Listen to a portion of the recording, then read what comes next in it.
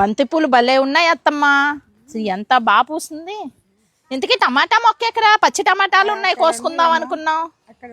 అటు పక్కన ఇదే మొక్క అత్తమ్మ, ఇంత పెద్దగా ఉంది. చెట్టమ్మా మావయ్య తెచ్చి పెట్టారు. యాలకులా? అబ్బో, మనకి యాలకులు కూడా వచ్చేస్తాయా? ఓ పువ్వు కూడా ఉందే, ఇక్కడ ఉంది చూడండి అండి పువ్వు. ఓ ఇది పండింది కదా, కోసాను. ఓకే, ఇది పెద్ద అయిపోయినా ఇది ఓకేనా? బా భలే ఉంది. పచ్చి టమాటాలతో పచ్చడి చేసుకుని తింటే అసలు సూపర్ అంటే సూపర్. నాకు చాలా ఇష్టం. చికెన్ కూర కంటే కూడా ఇదే ఇష్టం అత్తమ్మ.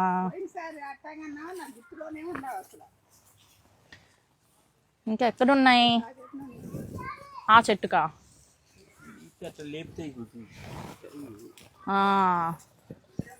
చూడండి టమాటాలు ఇట్లా లేపితే బాగా కనిపిస్తున్నాయి అండి.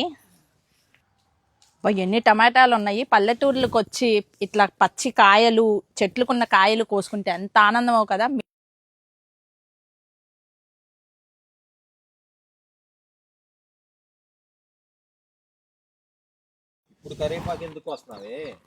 అయ్యో రామా, అసలు ఈ కరివేపాకు లేకపోతే ఏ కూరకైనా పచ్చడి కన్నా టేస్ట్ ఉంటుందా? ఫ్రెష్ వేసుకుంటే సూపర్ ఉంటుంది. అసలు వాసన చూడండి.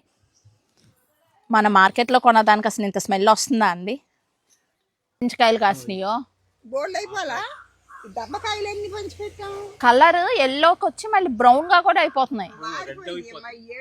ఇక్కడ చూడండి అండి, ఏమండి ఇక్కడ చూడండి, ఆరెంజ్ కలర్ లో బాగున్నాయి.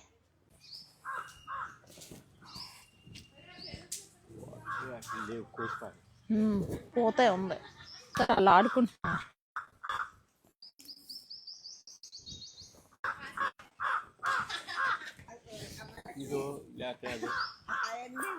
నేతి బీరకాయలా?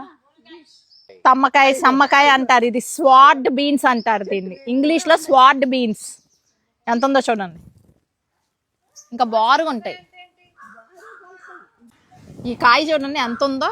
పప్పర పనసకాయలు హైదరాబాద్ లో అయితే ఈ వినాయక చవితి అప్పుడు తెగ అమ్ముతా ఉంటారు, చాలా మంది కొనుక్కుంటారు.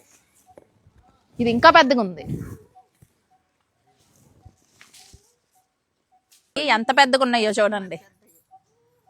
జ్యూస్ వస్తాయా బావగారు? ఇవాళకి నా హార్వెస్టింగ్ అయిందండి, ఎంతో సంతోషంగా ఉంది. ఇలా పల్లెటూరులో వచ్చి కాయలు కోసుకుంటా, అబ్బా సూపర్ అంటే సూపర్. రోజు వస్తాను కుదరదు కదా అత్తమ్మ, అందుకే